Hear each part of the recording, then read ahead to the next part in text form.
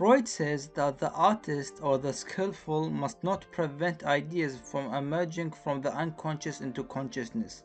That is, not place any censorship on his thoughts and imagination, and we have to not observe our actions and our deeds that we do, but rather leave them spontaneously and freely.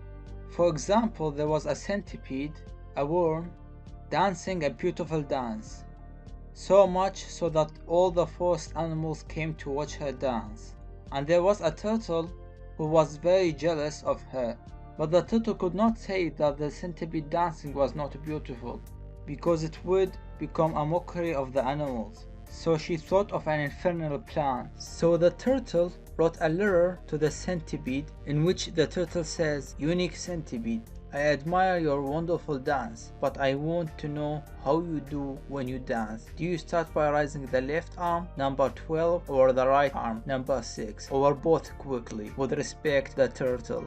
When the centipede read the letter, it was wondering what it would do carefully when it danced, which arm was raised first and which other arm was raised second. So what do you expect happened after that? The centipede could no longer dance. And so it happens when thoughts restrict our mind and imagination. Revelation, according to Freud, are the words and images that come to the poet or artist without effort from him and impose itself on him in abundance, as he thinks that what he writes or draws does not come from him, as they are images and ideas that come from the subconscious to consciousness. But the poet should not put censorship on his imagination, and he writes on the white paper what he feels and thinks, even if there are sensitive topics and ideas such as gender or religion, so that it does not happen to him as what happened with the centipede. Imagination is what creates something new, but it is not the one that decides what ideas should be preserved. The mind is the one that carries out the selection process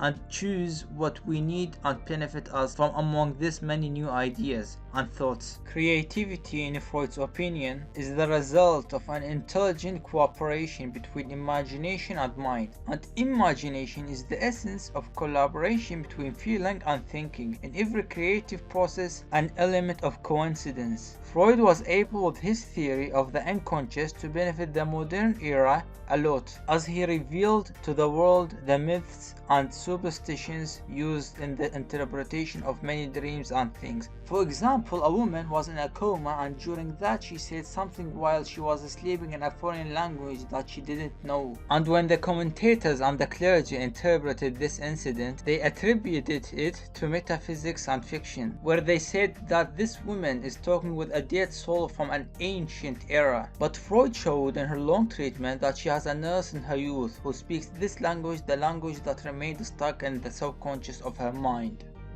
Another example shows what Freud meant.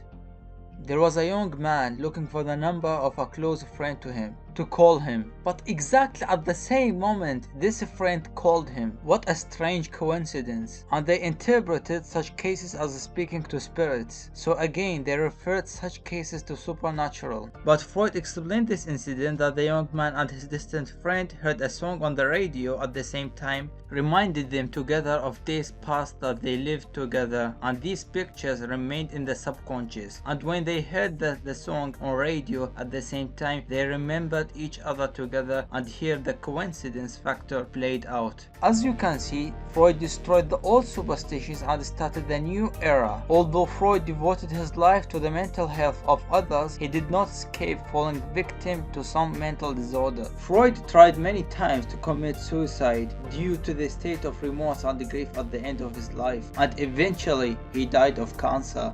Despite all his shortcomings and the harsh criticism against his controversial theories, his contributions still held an important place in psychiatric science even after his death.